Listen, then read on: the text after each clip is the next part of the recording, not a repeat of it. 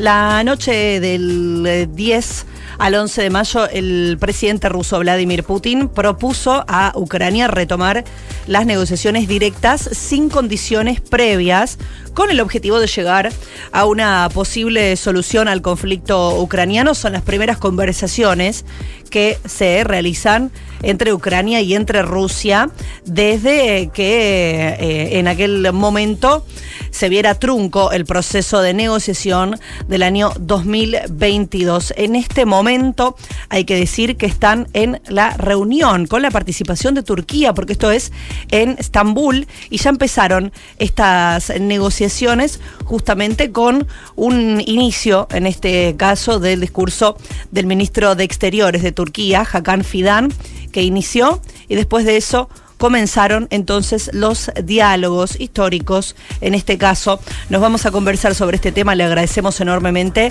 a Cristian Lamesa, que es analista internacional, que está en Moscú. Bienvenido, Cristian. Úrsula Asta y Camila Ansaldo, ¿cómo estás? Hola, ¿cómo andan? Muy buenas tardes desde Moscú.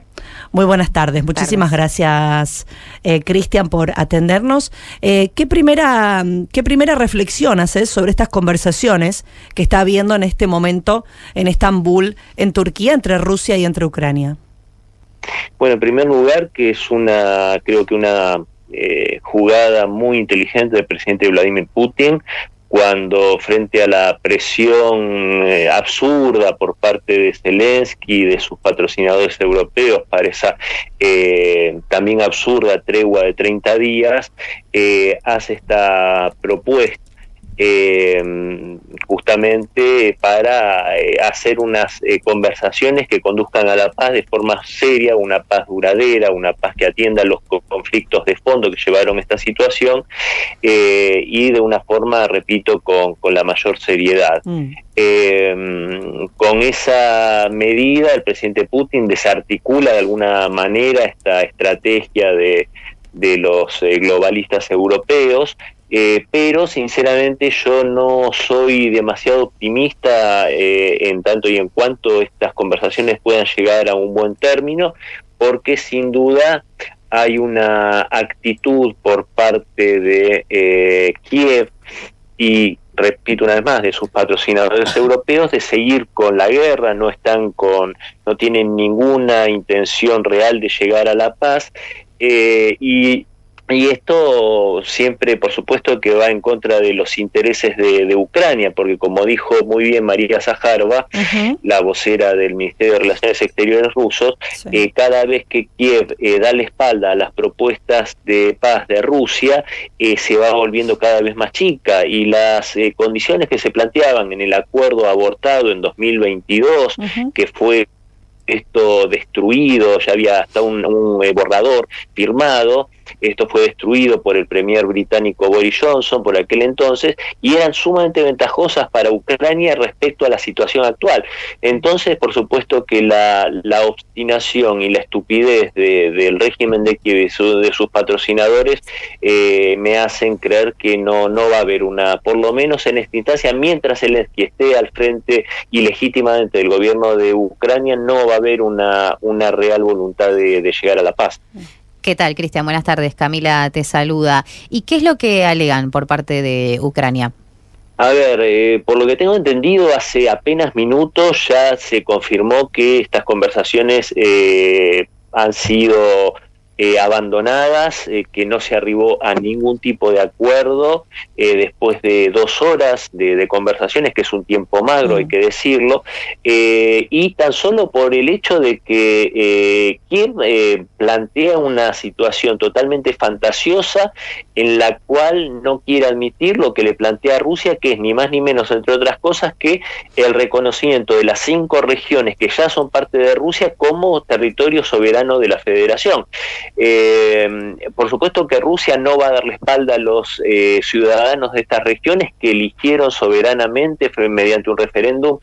formar parte de Rusia, y máxime después de los años de terror que vivieron desde 2014 bajo el régimen nacionalista ucraniano. Entonces, cuando no quieren admitir la realidad que se está dando en el campo de batalla, que es una realidad que marca un contundente triunfo por parte de Rusia, por supuesto que no se puede arribar a ningún entendimiento. Ucrania plantea cosas totalmente absurdas, como es el retiro de las tropas rusas, que Crimea pase al control de Ucrania y un montón de cosas que son absolutamente fantasiosas, o sea que no hay ninguna voluntad de diálogo ni de negociación. Aquí estamos confirmando que la reunión ha terminado entre las delegaciones de Rusia, Ucrania y Turquía, que duró menos de 2 horas, según están reportando oficialmente, y lo que se está informando aquí desde la agencia en la que estamos transmitiendo es que la delegación rusa al momento dice está satisfecha con el resultado. En un rato, por supuesto, vamos a estar profundizando y nos está aquí ayudando a reflexionar, también a pensar un poco este contexto Cristian Lamesa, que es analista internacional. En este sentido, Cristian, tengo 2 preguntas, o quizás la misma, pero con 2 aristas. Por un lado, por el rol de Turquía, y por otro lado, por el rol de Estados Unidos, que también tiene una delegación allí. A ver, Turquía, sabemos que la Turquía de Erdogan es, o más bien el mismo carácter del presidente otomano, marcan que no tiene un rumbo fijo muy predecible. Él juega para los intereses de Turquía y es un socio poco fiable, por decirlo de un modo elegante. Por lo tanto, yo creo que es un buen gesto que haya sido el anfitrión y haya ofrecido justamente que Estambul fuese la sede de estas conversaciones, pero cualquier cosa que haga Erdogan va a ser simplemente para conseguir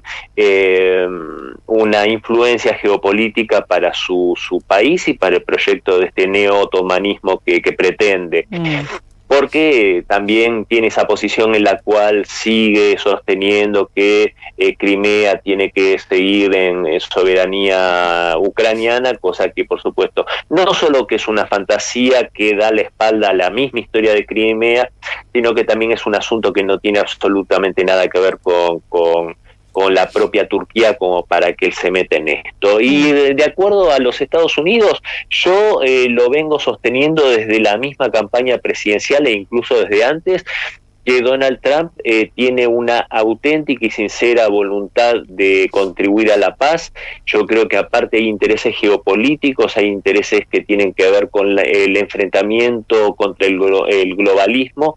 que lo tiene mucho más cerca del presidente Putin que de cualquier otro mandatario europeo, salvo honrosas excepciones como Robert Fico, Víctor Orbán y algún otro. Ya lo ha demostrado el vicepresidente Vance con el contundente y magistral discurso que dio en el Foro de Seguridad de Múnich.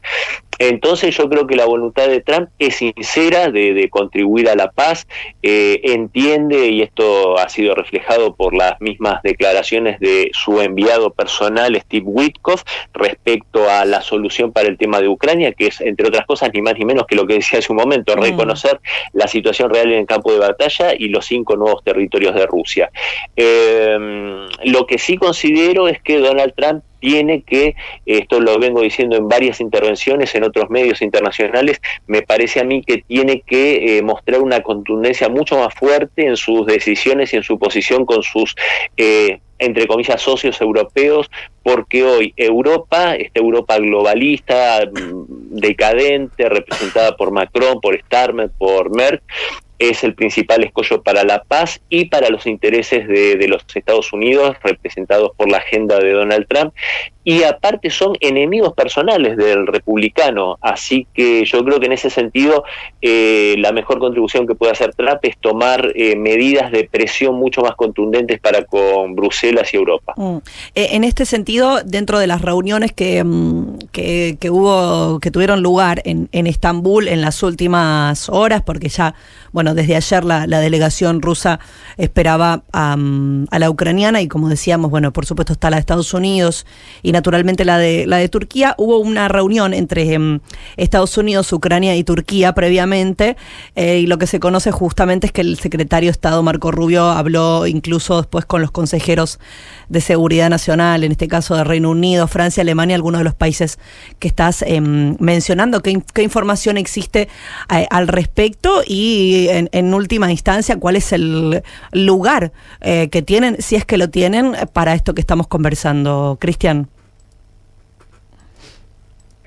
A ver, primero la figura de Marco Rubio, si bien yo creo que está haciendo un papel más que digno como secretario de Estado, teniendo en cuenta que no viene del trumpismo, viene de un ala más neoconservadora, a pesar de eso yo creo que está haciendo un buen papel. De todos modos, yo a lo que más le daría entidad es a lo que viene de parte y del lado de las negociaciones de Steve Witkoff, que sí es una persona de la más absoluta confianza de Donald Trump. Y yo creo que en ese sentido Rubio lo que está haciendo es tratando de negociar desde una posición en algunos momentos de fuerza, tratando de imponerse cuando hace esa especie de amenaza de que Estados Unidos se va a retirar de cualquier tipo de negociación, haciéndose a un lado de este tema, del tema de Ucrania. Yo repito lo que dije hace unos momentos, creo que la posición de presión tiene que ser mucho más grande porque mientras Estados Unidos muestra una real voluntad de llegar a un acuerdo, incluso yo no descarto que superado este problema se pueda iniciar una real cooperación y sociedad interesante y mutuamente beneficiosa entre Moscú y Washington.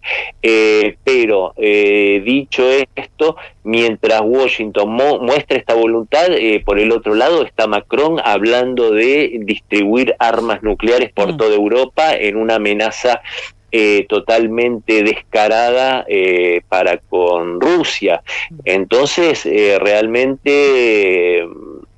está un escollo muy grande Europa y yo creo que me parece que hablar con Europa ya se ha vuelto un poco inútil, por eso digo que creo que Donald Trump tiene que o apretar más con esa famosa exigencia del 5% de inversión en la OTAN, que creo que más que un pedido es una forma de incluso boicotear desde adentro a la OTAN o tomar algún otro tipo de medidas, porque, repito una vez más, no solo que no quieren la paz en Ucrania, los europeos, sino que también quieren sabotearlo por dos motivos. Uno, el hacerle daño a Rusia, como es el intento inicial de usar a Ucrania como un ariete contra Moscú. Y el otro es sabotear la presidencia de Donald Trump, justamente. Los europeos se aburrieron de decir abiertamente la afinidad y lo conveniente que era para ellos que fuese o Joe Biden reelegido o una vez que el anciano demócrata se tuvo que retirar, que lo fuera Kamala Harris. Son enemigos ideológicos de Donald Trump, son globalistas y yo creo que en ese sentido está esa doble vía. También hacer fracasar a Donald Trump para por añadidura hacer que fracase su gobierno y un proyecto que se pueda continuar ya sea a través de lo que plantea Trump, esto de por ahí generar una modificación constitucional que le permita un tercer mandato o que esto se continúe a través de la figura del vicepresidente Vance. ¿Y cuáles son las instancias posibles que podrían suceder a esta pausa en las conversaciones? Perdón, ¿me repetirías la pregunta que se me entrecortó un poco? Sí, te consultaba cuáles crees que son las instancias posibles que podrían llegar a suceder después de esta pausa en las conversaciones. Es difícil saberlo porque si concluye este intento de conversación, y ya que digo intento de conversación porque después de tantos traspiés, reunirse en menos de 2 horas y no llegar a ningún acuerdo y que haya una especie de portazo, no me parece ni calificables como negociación. Y es difícil saberlo, no creo que haya mucho más espacio, porque esto es lo más cerca a lo que se estuvo desde hace 3 años, cuando fueron esas negociaciones también fallidas, boicoteadas, bombardeadas en Estambul por parte del Reino Unido. Entonces creo que el único espacio que puede llegar a quedar haciendo un análisis de los posibles escenarios es que Estados Unidos cumpla su palabra de alejarse de la situación y dejar de mediar, entre comillas, que esto por supuesto lo siga de desgaste, que es lo que le ha dado muy buen resultado en este sentido para agotar no solo a Ucrania sino también a sus patrocinadores europeos, y que esto termine conduciendo a algo que creo que en cierta medida es necesario, y es que Moscú tome también control de regiones como Kharkov, como Odessa y como Nikolaev, que son también mayoritariamente rusófonas, y creo que también sería evitar un problema futuro que pasen a soberanía del Kremlin. Repito una vez más lo que dije al comienzo, como dijo María Zaharova, cada vez que el régimen de Kiev le da la espalda a las propuestas rusas, termina siendo mucho más pequeña. Es en este caso Cristian Lamesa, desde Moscú, analista internacional con quien estamos conversando. Te agradecemos enormemente, Cristian, este paso aquí por Sputnik Radio, y la seguimos pronto seguramente. Dale, cómo no, con todo gusto. El agradecido soy yo por la charla y les mando un gran abrazo. Un abrazo enorme. Es Cristian Lamesa, decíamos entonces hace minutos mientras realizamos esta transmisión en vivo, justamente, bueno, finalizó esta reunión que, como contamos, duró un poco menos de 2 horas, la reunión entre las delegaciones de Rusia, Ucrania y de Turquía, que es el anfitrión. Lo que declaró hace instantes, nada más, o lo que informó el asesor presidencial ruso, Vladimir Medinsky, es: hemos acordado que cada parte presentará su visión de un posible alto el fuego futuro. La explicará en detalle. Entre los resultados se espera un intercambio también masivo de prisioneros con Ucrania bajo la fórmula 1000 por 1000, señaló, estoy leyendo textual lo que informó el asesor presidencial ruso, que además lo que informan oficialmente desde la delegación rusa es que está satisfecha con el resultado de estas negociaciones con la parte ucraniana, mientras entonces están en esta pausa. Voy a reponer brevemente para comprender el contexto. Estamos en el viernes, cuando es el segundo día de estas negociaciones entre Rusia y Ucrania, en el sentido de que se reunieron este viernes en la ciudad turca de Estambul para tener estas primeras conversaciones, un encuentro que se celebra después de que el mandatario ruso Vladimir Putin propusiera la semana pasada, el día domingo, reanudar sin condiciones previas las negociaciones directas entre Moscú y entre Kiev. Putin dijo en ese momento que Rusia nunca había abandonado el diálogo con la parte ucraniana, sino que la parte ucraniana fue la que lo abandonó allá por el año 2022 en una serie de contextos, negociaciones. Digo segundo día porque debían realizarse el jueves, pero fueron aplazadas hasta el viernes. La delegación rusa se encontraba ya desde la jornada de este jueves en Estambul, esperando a la parte ucraniana desde la mañana del jueves. Zelensky el ucraniano llegó junto con varios funcionarios para reunirse con el presidente turco, con Erdogan, varias horas después de su llegada a Turquía y de realizar algunos comentarios, incluso una conferencia. En ese caso, bueno, en esta conferencia dijo que aún no conocía, me refiero a Zelensky, la manera, de manera oficial, el nivel de la delegación rusa, bueno, entre otras declaraciones. En paralelo, la vocera del Ministerio de Asuntos Exteriores ruso también hablaba, me refiero a María Zaharova, que advertía, recién lo repasábamos un poquito con el analista Cristian Lamesa, que aclaraba que Ucrania estaba tratando de convertir las negociaciones en un